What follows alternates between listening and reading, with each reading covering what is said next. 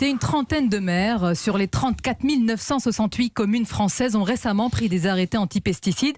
Vous dénoncez la proposition du gouvernement de fixer à 5 ou 10 mètres la distance entre habitation et zone d'épandage. Mais est-ce que ce n'est pas là une proposition d'apaisement de la part du gouvernement vis-à-vis des agriculteurs qui sont désemparés aussi? C'est une proposition totalement dingue.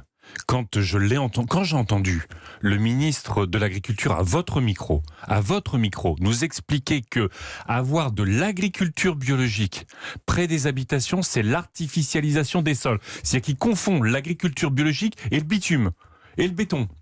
Nous expliquer qu'en fait, quand c'est bio, quand on respecte la nature, c'est la mort, et les pesticides, c'est la vie, qu'on allait affamer les Français. Je me suis dit, c'est pas possible. C'est pas le ministre de l'Agriculture. Même il y a 20 ans, Monsanto n'osait pas dire de telles sottises. Et aujourd'hui, ce qu'ils font, c'est d'appliquer, de vouloir mettre dans la loi ce qu'il y a sur les bidons des pesticides. 5 à 10 mètres. Quand, dans ce ministère même, il y a en 2016, on envoyait des notes au préfet en disant quand on a des populations sensibles comme les enfants, faut au moins 50 mètres sur l'arboriculture. Un juste milieu. Votre périmètre de 150 mètres rendrait inexploitable une bonne partie des surfaces agricoles en France, sans compter aussi qu'il y va de notre autonomie alimentaire. Mais pourquoi inexploitable? Selon différentes estimations, et vous le savez mieux que moi d'ailleurs. Mais non, regardez, le maire de Langouette, Daniel Cueff, il a qui est le premier à avoir posé un arrêté autour de sa commune, il a des agriculteurs bio et tout va bien.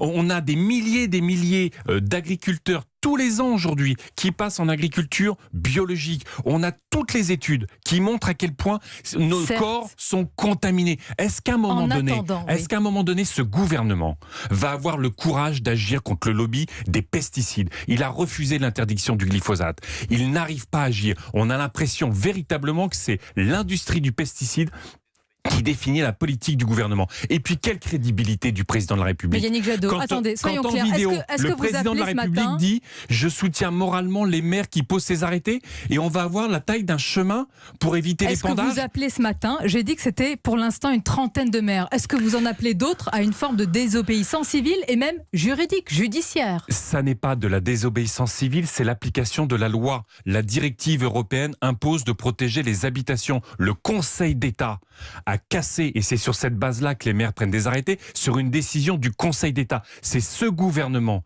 qui est dans l'illégalité. C'est ce gouvernement qui est en carence fautive de protéger la santé des habitants. Là, vous transformez un peu les choses à votre manière. Mais est-ce que vous ne contribuez pas, Yannick Jadot? À partir du moment où vos corps sont contaminés par... Vous vous rendez compte? Moi, j'ai vu des témoignages. Vous n'êtes pas en train de détériorer l'image des agriculteurs? Pardonnez-moi, vous les caricaturez, vous les présentez en empoisonneurs potentiels. Non, parce qu'aujourd'hui, ce sont les pesticides qui sont les poisons.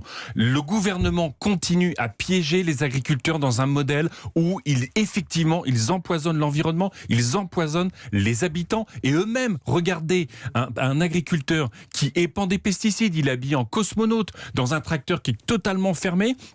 Et j'ai entendu un témoignage d'une agricultrice qui, évidemment, ne veut pas empoisonner, qui, quand elle passe près des habitations, dit « Surtout, fermez vos fenêtres, vos volets, je vais mettre des pesticides ». C'est pas possible. Ce sera l'un de vos arguments. Accompagnons les paysans dans la transition.